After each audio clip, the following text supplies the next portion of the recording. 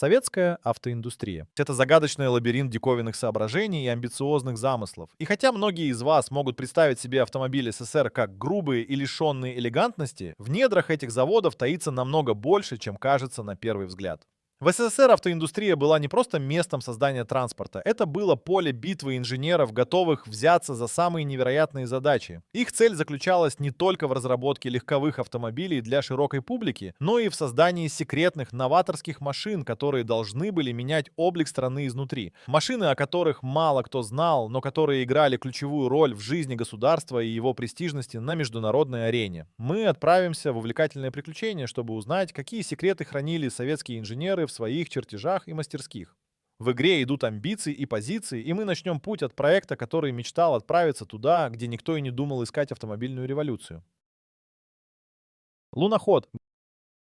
Советские инженеры ставили перед собой поистине космические задачи. Именно такой задор привел к созданию проекта с интригующим названием «Луноход». Но не путайте это с знаменитым луноходом, чей след оставлен на поверхности Луны. Этот проект, задуманный для покорения земных просторов, бросал вызов бездорожью благодаря неординарному подходу к источнику энергии. С полной уверенностью в необходимости атомной мощи, даже в самых неожиданных условиях, инженеры приступили к разработке автомобиля, который мог бы преодолевать мили и мили по суровым ландшафтам. Идея применить атомную энергию для движения автомобиля казалась безумной. В условиях строгой секретности и гордого патриотизма команда специалистов пыталась справиться со всеми вызовами, возникавшими на пути к их величайшей цели.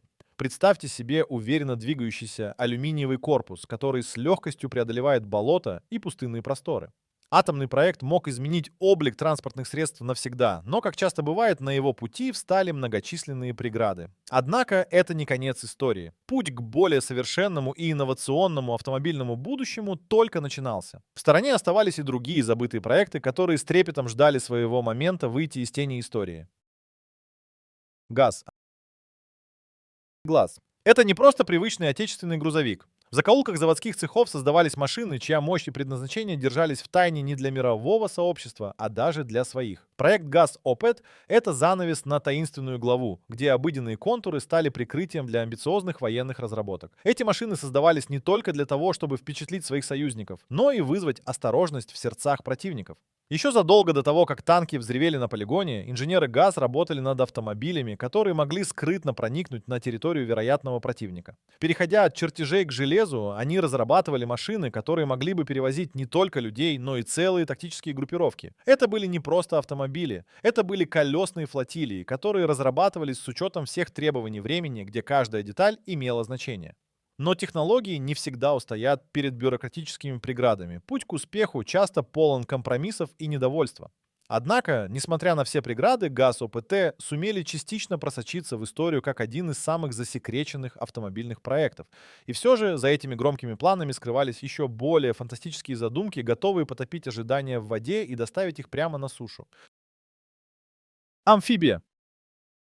Советский Союз огибали реки, озера и моря, вдохновляя конструкторов создавать уникальные решения для пересечения водных преград. Амфибийные автомобили играли здесь ключевую роль, но ни один из этих проектов так и не стал общеизвестным. В условиях столь масштабного государства, где каждый уголок мог стать театром военных действий или освоения новых земель, необходимость в универсальных транспортных средствах была очевидна. Каждая из машин представляла собой гениальное сочетание инженерной мысли и стратегического замысла. Грузовики могли легко превращаться в лодки, способные переплывать реки и покорять болота. Эти амфибии задумывались как неотъемлемая часть любой операции в зоне, где дороги были полностью отсутствующими. Несмотря на убедительные прототипы и успешные испытания, финансирование этих проектов зачастую перекрывалось политическими изменениями и изменяющимися приоритетами. Однако в ходе этих разработок конструкторы приобретали бесценный опыт, который можно было использовать в дальнейшем. Завуалированные чертежи советских амфибий остались в тенях, но их дух продолжал жить в инновациях.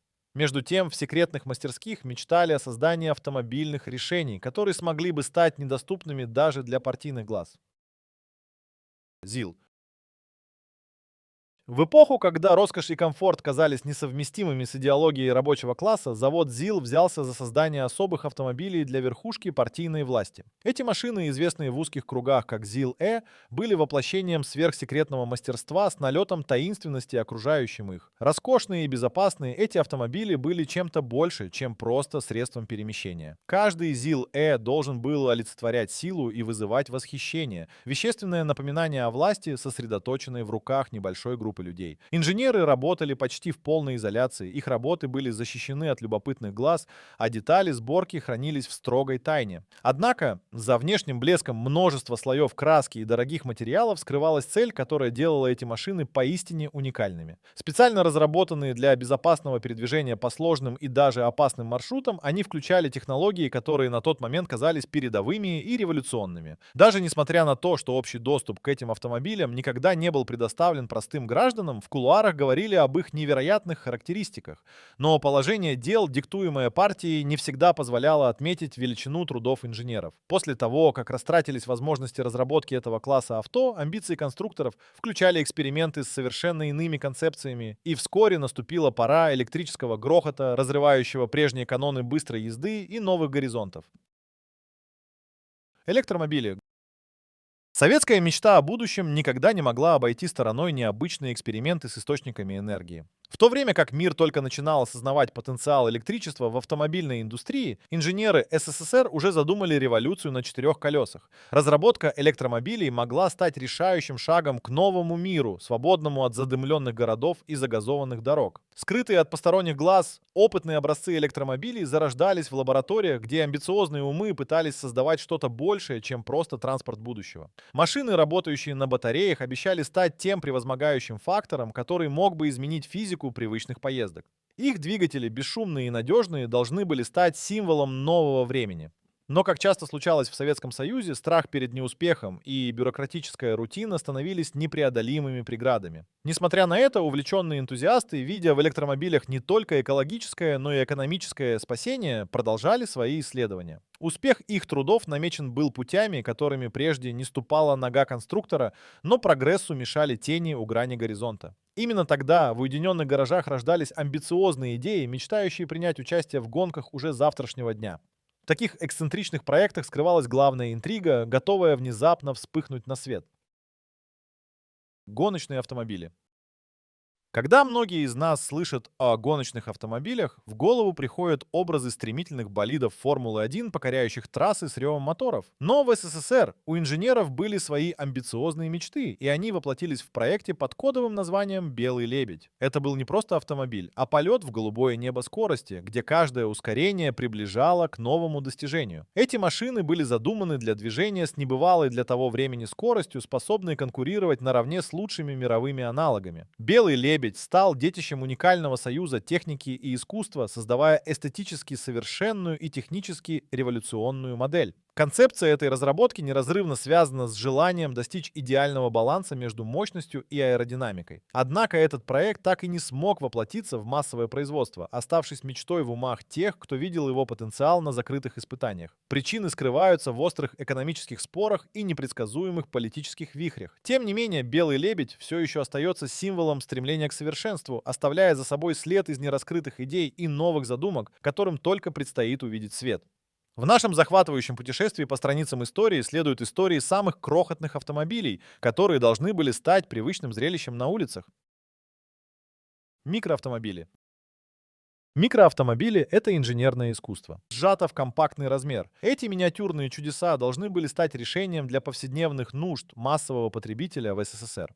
В эпоху, когда пространство и экономия ресурсов были в приоритете, микроавтомобили представляли собой идеальное сочетание практичности и эффективности. Каким бы парадоксом это ни казалось, именно их миниатюрный размер обеспечивал транспортировочную гибкость и экономию топлива, что делало их практически незаменимыми для семей с урезанным бюджетом и хозяйствами больших городов. Задуманные как доступные и простые в обслуживании, эти мини-средства передвижения вмещали в себя миниатюрные двигатели, практически не уступавшие более крупным моделям по надежности. Идея была настолько привлекательной, что в различных мастерских и лабораториях СССР разрабатывались десятки прототипов. С каждым из них связана история технической изобретательности, когда инженеры сталкивались с необходимостью как сгладить вибрации мотора, так и внедрить идеи эргономичного дизайна. Но, несмотря на очевидную практичность и множество предложений по сокращению затрат, многие из этих автомобилей так и остались в чертежах и инженерных образцах. Административные трудности и приоритеты автопромышленности, ориентированные на более масштабные проекты, затмили эти новаторские идеи. И все-таки дух этих микроавтомобилей живет в душе тех, кто мечтал о малых победах на дорогах. А в разгар теневых операций возникали личности, стоящие за этими проектами, которые сами обладали удивительными историями, не уступающими по драматизму и величию ни одной автомобильной легенде. Тайные инженеры. Каждый из этих тайных проектов СССР в сфере автомобилестроения сокрыт в лабиринте человеческих судеб. Конструкторы-теневики, инженеры, мечтатели, объединенные общей целью, лелеяли свои идеи в стенах секретных лабораторий. Для них это было не только работой, но и делом жизни, во многом определившим их судьбу. Среди этих людей были истинные гении, оставшиеся в тени великих достижений и встреченные лишь упоминанием в истории. Плеяда инженеров трудилась, не покладая рук, несмотря на все бюрократические препятствия и риск неблагожелательности со стороны власти. Их личные драмы и победы нередко оставались незамеченными, но каждое новшество, разработанное ими, приближало страну к технологическому прорыву. Они боролись с административными преградами, нередко жертвуя личной жизнью и мечтами ради достижения своей профессиональной цели. Среди этих неоцененных героев фигурируют имена людей, чьи личные трудности переплетались с историей страны. Одни терпели давление, ибо отстаивание своих решений могло стоить им карьеры или даже свободы. Другие, отчаявшись увидеть свои идеи воплотившимися, уходили, оставляя позади неисчерпанный потенциал. Истории их жизни прячутся в тени архивов, но сливаются с их автомобилями, как части единой безмолвной архитектуры великих замыслов. Эти забытые, но не сломленные, настоящие мастера инженерного творчества, чье наследие проявляется в каждом шестеренке, напоминают о нашем долге не забывать их величайшие достижения. Воспоминания об этих людях вдохновляют, служа напоминанием о том, что даже в условиях тени может зарождаться светлое будущее. И это явление не раз удивит и вдохновит новые поколения, узнавших о нем. Важно не только знать имена, но и извлекать уроки из их опыта, превратив автомимолетные мечты в вещественное наследие, оставшись уроками для будущего. Первопроходцы. Секретные проекты автомобилей в СССР оставили значительное наследие, которое и сегодня влияет на промышленность. Эти машины, скрытые от глаз большинства, были воплощением инноваций того времени. Каждая разработка — это как звено цепи в процессе технического прогресса, пускай и скрытая в тенях бюрократии и политических игр. Некоторые из этих проектов не добились массового производства, но технологии и идеи, заложенные в них, нашли свое отражение в последующих достижениях. Концепции атомной энергии, амфибийных автомобилей и электромобилей стали площадкой для будущих прорывов, вдохновляя инженеров на протяжении десятилетий. Эти идеи выходили за пределы стандартных решений, обеспечивая основу для экспериментов, которые сегодня воплощаются в наших автомобилях.